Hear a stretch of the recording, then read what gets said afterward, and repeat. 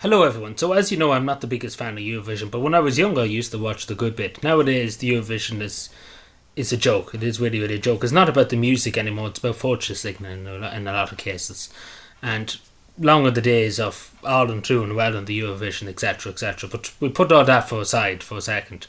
But I do think we are right as a country to do not to participate in the next year's Eurovision.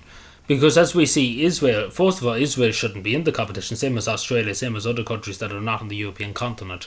The whole idea of the Eurovision is for European countries, and you might call that racist stuff, alright, etc. But that's the whole idea, that's the whole founding principle. It's about Europe, it's about the European Union. It's not about Australia, it's not about Israel, of course. But what should happen to Israel is the same as what happened to Russia. They should be kicked out of it. And Russia was rightly kicked out when they did invade Ukraine. And the same principle should apply for Israel, particularly when we look at all the civilians. The majority are young, innocent children that have nothing to do with anything, and not a past with Hezbollah or Hamas or anything like that. And don't get me wrong, they're evil people too, Hezbollah and Hamas. It's the innocent people of Gaza, the innocent woman, the innocent child. That's the people that the Irish people are talking about. And what we see at the moment, and we've seen recently too, other countries being bombed, Qatar, take for example, countries that are far away from where it's happening.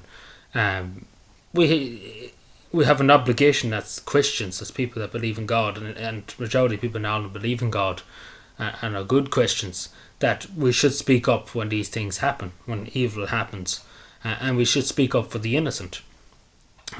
Because we owe it as Christians. We not only owe it as Christians, but we owe it that, we all know the suffering during the famine, etc., etc. We know the suffering, we know what genocide, we know what evil stands for.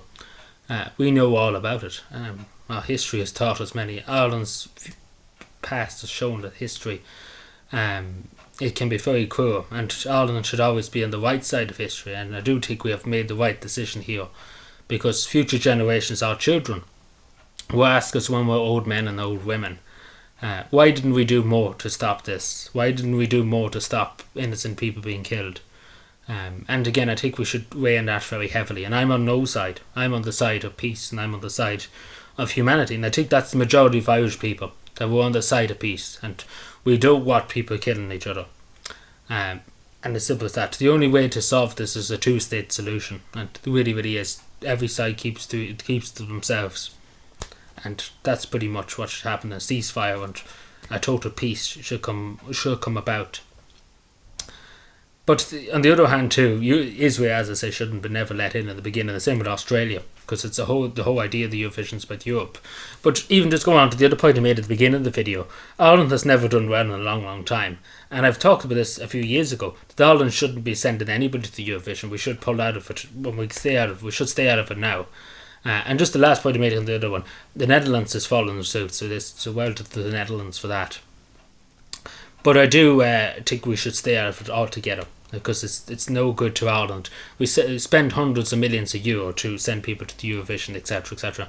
And it's all a waste of money. And as I made the first point of the video there too, that it's not about the music anymore, it's not about the competition, it's not about friendly competition between countries. It's all about wokeness and countries beside each other voting for each other, etc., etc. It's all about just virtual signaling in a lot of ways too. And it has to stop. It really has to stop. And Ireland shouldn't participate in it, because the Irish people are sick of it. Let's put it that way. The Irish people are sick of what's happened in the Eurovision. It's not about good singers, good people that perform well, who are good, decent people who are good at singing, are good singers, and in some cases dancers, etc., etc.